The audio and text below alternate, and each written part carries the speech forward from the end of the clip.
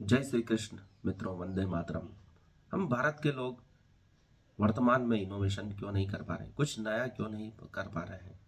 तो उसका मुख्य कारण है हम उन रास्तों पे चलना चाहते हैं जो सुरक्षित है, जबकि कुछ भी नया करने के लिए असुरक्षित मार्ग अपनाना पड़ता है, हमको रिस्क लेना पड़ती है। लेकिन हम इतने डरे हुए हैं स्वयं से, अपने आप से, कि हम उन मार्गों पे नहीं चलना चाहते हैं जो अनजान है। हमें अनजान का भय लगातार बना हुआ रहता है कि अनजान पथ पे कैसे चलेंगे, न कोई मार्ग है न कोई दिया है, कैसे चल पाएंगे। लेकिन इतिहास उन्हीं को याद रखता है जो अनजान मार्गों पे चले, जिन्होंने कुछ नया किया।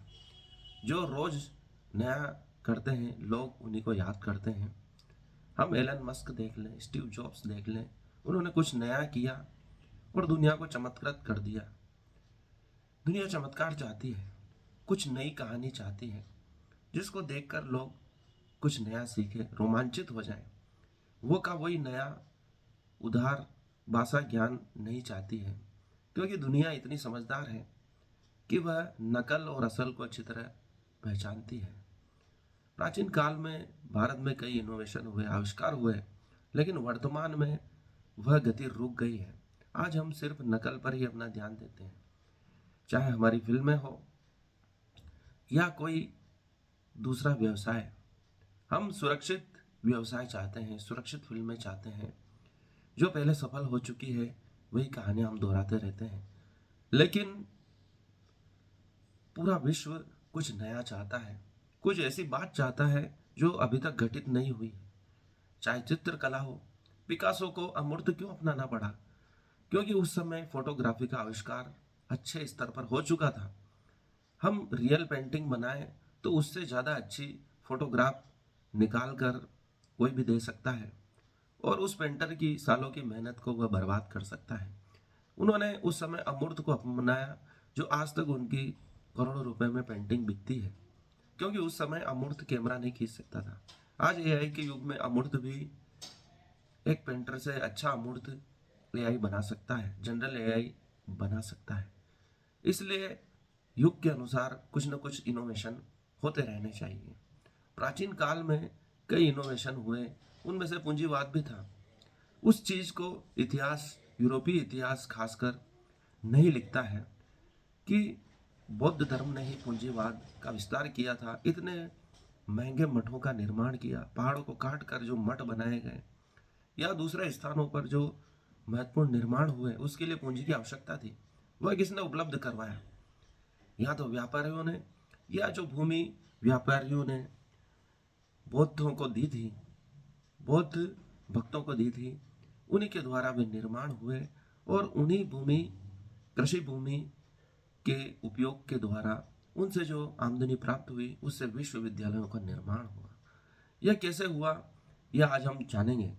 पूंजीवाद ने किस तरह एक धर्म के विकास में योगदान दिया है, यह हम अगर जान जाए तो भारत की विरासत पर हम गर्व करके आज पुनः भारत को सोने की चिड़िया बना सकते हैं। हमें हमेशा यह बताया गया है कि पूंजीवाद का उद्भव यूरोप में हुआ। वास्तव में आज का आधुनिक पूंजीवाद यूरोप की औद्योगिक क्रांति का परिणाम है। लेकिन औद्योगिक क्रांति से भी पहले पूंजीवाद उन व्यापारिक मार्गों पर पनप रहा था जिन पर अरब व्यापारियों का नियंत्रण था। ये मार्ग दक्षिण पूर्व एशिया से लेकर भूमध्य सागर तक फैले हुए थे, दक्षिण पूर्व एशिया से लेकर भूमध्य सागर तक। और बगदाद इस नेटवर्क का केंद्रीय शहर था, इसलिए बगदाद का नाम बार बार इतिहास में आता है। यह लगभग 1000 वर्ष पहले की बात है। इससे भी 1000 वर्ष पूर्व दुनिया के लगभग सभी प्रमुख व्यापारिक मार्ग बौद्ध व्यापारी राज्यों के अधीन थे। यूरोपियन इतिहासकारों ने बौद्ध धर्म के इस आर्थिक पहलू को जानबूझकर अनदेखा किया है, क्योंकि 19वीं सदी से उनका प्रयास बौद्ध धर्म को मुख्यतः एक आध्यात्मिक धर्म के रूप में प्रस्तुत करने का रहा है। जबकि सच्चाई यह है कि वैश्विक व्यापारिक नेटवर्क और बाजारों को विस्तार देने में बौद्ध धर्म की बेहद महत्वपूर्ण भूमिका थी। व्यापारिक नेटवर्क और बाजारों का विस्तार, इसमें बौद्ध धर्म की एक महत्वपूर्ण भूमिका रही थी। कहा जाता है कि बुद्ध को ज्ञान प्राप्त होने के बाद उन्हें उन्हें पहला भोजन 2 व्यापारियों ने कराया था। ये दोनों व्यापारी बुद्ध की प्रज्ञा से अत्यंत प्रभावित थे, लेकिन वे सन्यासी नहीं बनना चाहते थे। तब बुद्ध ने उन्हें अन्य साधुओं की सेवा करने का सुझाव दिया। बौद्ध आख्यानों के अनुसार इन व्यापारियों से कहा गया कि मठों और उनमें रहने वाले भिक्षुओं की देखभाल कर वे बौद्ध सिद्धांतों के प्रसार में योगदान दे सकते हैं, और ऐसा करने से उन्हें पुण्य मिलेगा और आगे चलकर उनकी समृद्धि का कारण बनेगा। इस प्रकार मठों की सेवा को पुण्य और समृद्धि से जोड़ने के विचार से बौद्ध पूंजीवाद की नींव दिखाई पड़ती है। बौद्ध मठों की सेवा से आपको पुण्य भी मिलेगा और समृद्धि भी मिलेगी। इस प्रकार दो चीजें एक साथ मिले तो कौन इसके लिए तैयार नहीं होगा। इन व्यापारियों ने साधुओं के विश्राम हेतु पहाड़ों में गुफाएं बनवाई, स्तूप, चैत्य तथा विहारों का निर्माण कराया।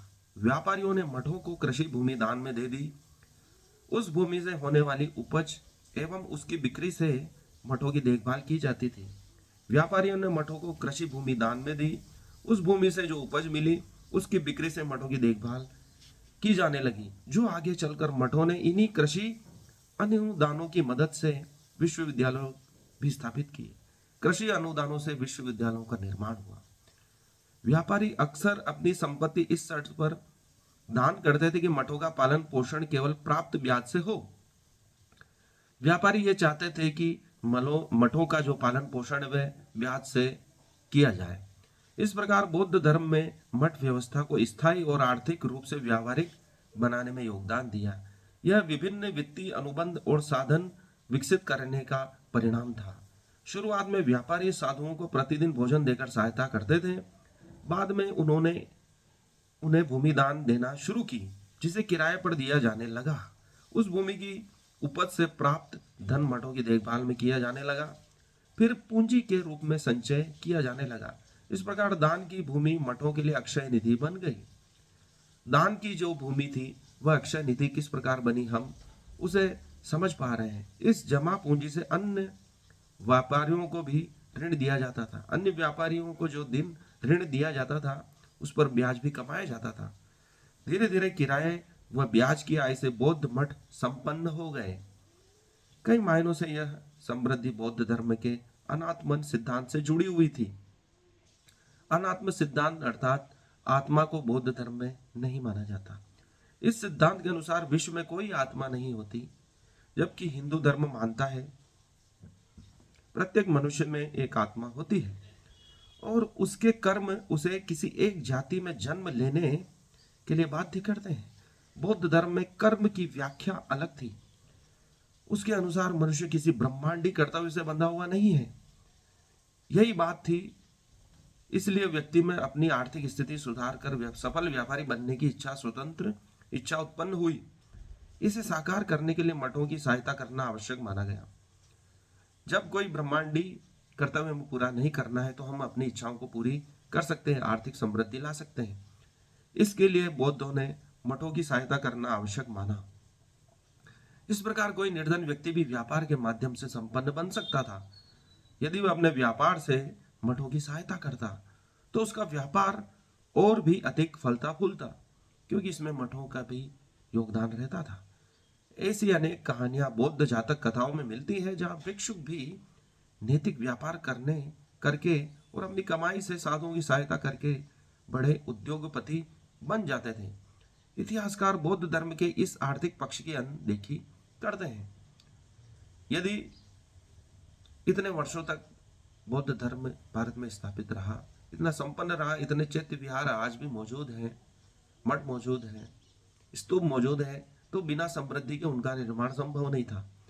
यही बात भी अगर हम देखें तो उसके लिए धन की आवश्यकता होती है, जो किसने दिया? या तो व्यापारियों ने दिया या बौद्ध भिक्षु स्वयं संपन्न होकर उनका निर्माण करते थे। इसके बजाय वे इस तथ्य पर ज्यादा प्रकाश डालते हैं कि बुद्ध ने राजकुमार होते हुए भी सांसारिक जीवन का त्याग किया। सच यह है कि बुद्ध ने संभवतः दुनिया का पहला ऐसा धर्म स्थापित किया जो समृद्धि को बढ़ावा देता था। इसलिए हम सोचते हैं कि भगवान बुद्ध ने भारत को विपन्न किया या आर्थिक रूप से या सैनिक रूप से कमजोर किया, तो वह गलत है। हजारों वर्षों तक भारत सुरक्षित रहा तो किसके बल पे रहा?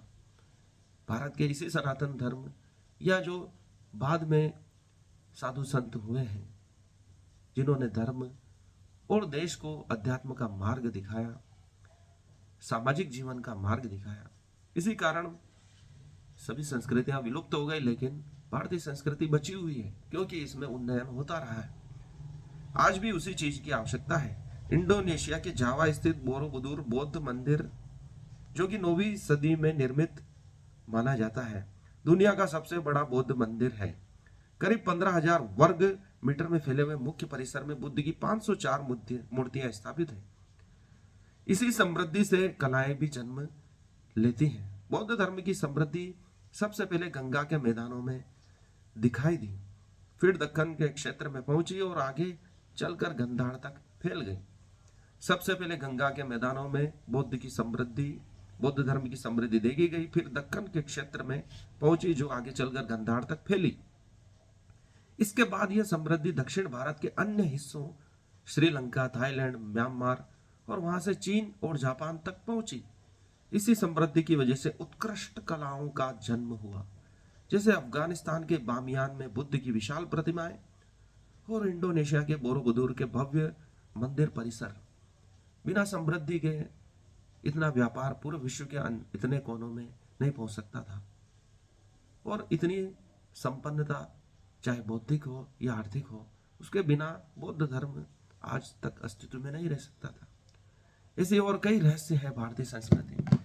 जैसे वैज्ञानिक मानते हैं कि सिंह भारत में कभी हुए ही नहीं, लेकिन हमारी प्राचीन कथाओं में या दुर्गा की सवारी या विभिन्न देवताओं की सवारी में सिंह का वर्णन मिलता है, चित्रांकन होता है। वह मंदिरों की वास्तुकला में हो या विभिन्न कथाओं में हो, पुराणों में हो, शास्त्रों में हो, हमें सिंह का वर्णन मिलता है। तो ये सिंह भारत में कहाँ से आए, यह भी एक रहस्य है। आज के लिए इतना ही मित्रों। हम कुछ नया करें, कुछ नई कथाओं को जन्म दें, ऐसा करें जो पहले कभी नहीं हुआ। जैसा कि विश्व के आज विभिन्न कोनों में हो रहा है, ऐसी खोजें करें जो बिल्कुल नई है, जो मानवता को नई दिशा दे, मानवता की सहायता करें। तो ही हम भारत को पुनः समृद्धि दिला सकते हैं, जैसा कि बौद्धों ने दिया, प्राचीन काल में भारतीय सनातन धर्म ने दिया। आज उसी की आवश्यकता है, कुछ नया सोचने की। हम डरते हैं नए मार्गों पर चलने के लिए, जबकि डर के पार ही जीत है। धन्यवाद। आज के लिए इतना ही। वीडियो को लाइक करें, चैनल को सब्सक्राइब करें।